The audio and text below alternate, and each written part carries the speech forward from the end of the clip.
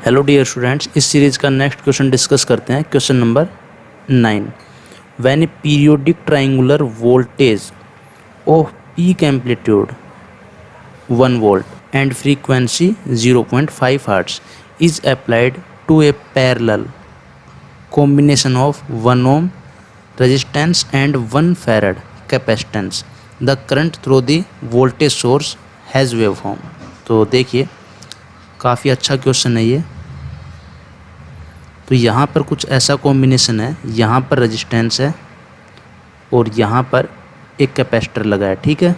और दोनों की वैल्यू क्या है, 1 मीन्स 1 ओम, और यहाँ पर 1 फैरड। यहाँ पर एक वोल्टेज सोर्स है,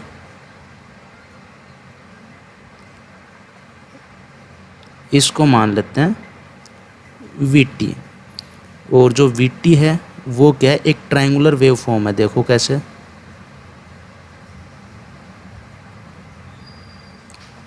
V ऑफ T, और ये ट्रायंगुलर वेव फॉर्म है कुछ ऐसे।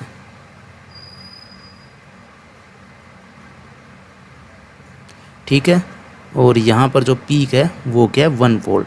तो अब बात कर रहे हैं कि जो नेट करंट है सोर्स से, जो नेट करंट, देखो यहाँ पे क्या पूछा जा रहा है, the current through the voltage source. यहाँ पर देखिए, the current through the voltage source has wave form, means हमें यहाँ पर ये I of T find out करना है। ठीक है। तो यहाँ पर सिंपली I ऑफ T किसके इक्वल होगा, IR प्लस IC। तो यहाँ पर जो रिक्वायर्ड वेव फॉर्म है वो किसके समेशन के इक्वल होगी, IR एंड IC। तो सिंपली अगर IR की बात करें तो अगर रजिस्टर के अक्रॉस हमें वोल्टेज पता है तो करंट कैसे फाइंड आउट करेंगे, V/R। तो R की वैल्यू क्या है, 1 ओम, मीन्स V ऑफ T का जो ग्राफ है सेम ग्राफ किसका होगा, IRT का, IR ऑफ T।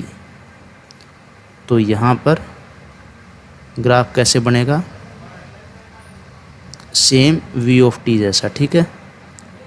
तो यहाँ पर ये तो आपको समझ में आ गया होगा।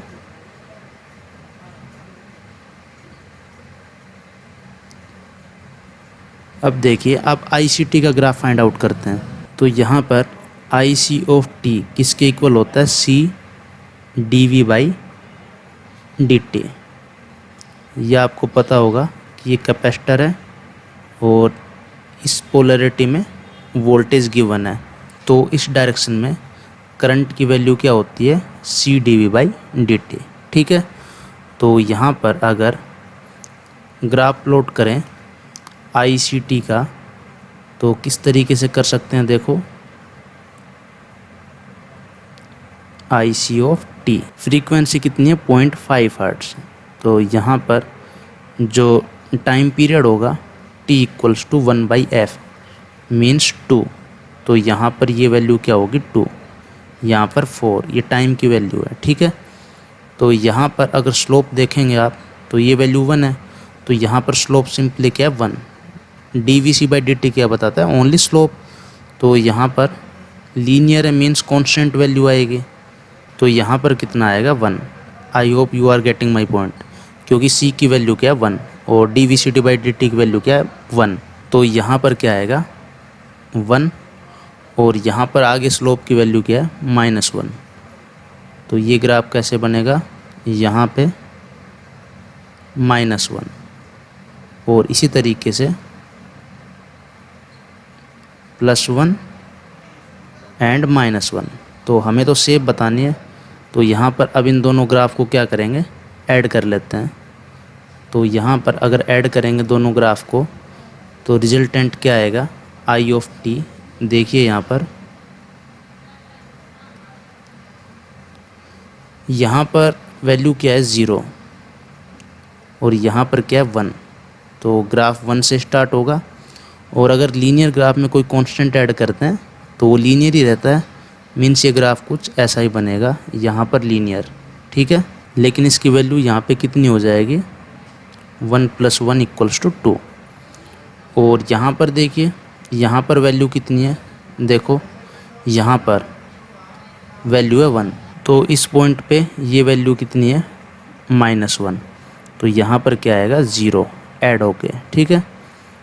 तो ये ग्राफ कुछ इस तरीके से आएगा। अब देखो यहाँ पर ये वैल्यू -1 है और ये वैल्यू क्या है, देखो -1 से तो छोटी है वैल्यू ये, क्योंकि -1 तो ये वाला पॉइंट है। तो ग्राफ तो लीनियर ही होगा, सेम शेप रहेगी, लेकिन नेगेटिव में रहेगा।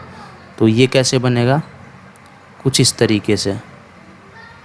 और वैल्यू कितनी होगी, देखो यहाँ पर 0 और यहाँ पर कितनी है -1, मीन्स ये वैल्यू क्या होगी -1।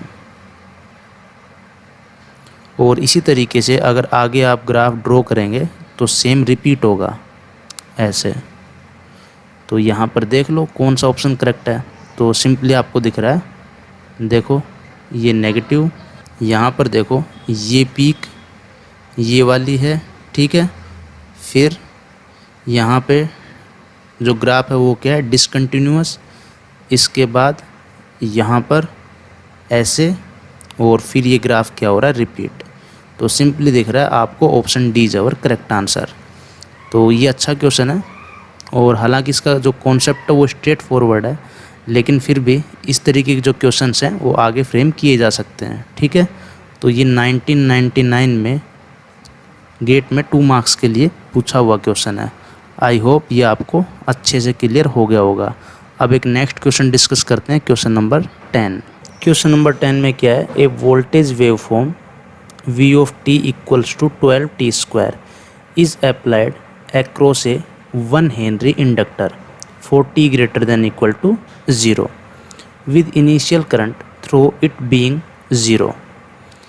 The current through the inductor for t greater than equal to 0 is given by। तो देखिए सिंपल सा क्वेश्चन है, जो बेसिक कॉन्सेप्ट्स हैं वो अपने को यूज़ करने हैं कि इस तरीके से अगर कोई इंडक्टर है और इसके अक्रॉस हमें जो वोल्टेज है उसकी वैल्यू अगर पता है तो हम करंट की वैल्यू किस तरीके से फाइंड आउट करते हैं, आई ऑफ टी। तो V बराबर LdI/dt से आई ऑफ टी क्या होता है, 1/L integration -∞ to t VT dt। तो यहाँ पर हमें बताया गया है कि जो अप्लाई कर रहे हैं वोल्टेज को वो t greater than equal to 0 के लिए कर रहे हैं। तो यहाँ पर हम इस इंटीग्रेशन को किस तरीके से ब्रेक कर सकते हैं, 1/L integration -∞ to 0 V of t dt, और यहाँ पर plus 1/L integration 0 to t VT dt। इसको हम क्या बोलते हैं, I of 0 plus 1/L integration 0 to t VT dt। यहाँ पर देखिए हमें बताया गया है the current through the inductor for t greater than equal to 0, ये तो हमें फाइंड आउट करना है। With initial current through it being 0। अब इनिशियल का मतलब क्या हो गया, t greater than equal to 0 के लिए इनिशियल क्या हो गया, t इक्वल्स टू 0। तो ये जो करंट है ये हमें 0 गिवन है। तो आई ऑफ टी क्या आ गया, 1/L, और L की वैल्यू क्या है 1 henry, integration 0 to t V of T की वैल्यू क्या है 40 ग्रेटर देन इक्वल टू 0, यहाँ पे आएगा 12t² dt। तो ये वैल्यू सिंपली क्या आएगी 12t³ 0 टू t। तो यहाँ पर सिंपली 4t² 0 टू t। तो यहाँ पर आंसर क्या आएगा 4t², सॉरी यहाँ पर क्या आएगा 4t³। ये आपको दिख रहा है ना, यहाँ पर क्या आएगा 4t³। तो यहाँ पर देख लो option D is our correct answer. तो सिंपल क्वेश्चन था, 1 मार्क के लिए पूछा हुआ है गेट में। आई hope you got the point. Okay, तो आज के लिए इतना ही। आगे जो क्वेश्चन है वो नेक्स्ट वीडियो लेक्चर में डिस्कस करेंगे। Thank you.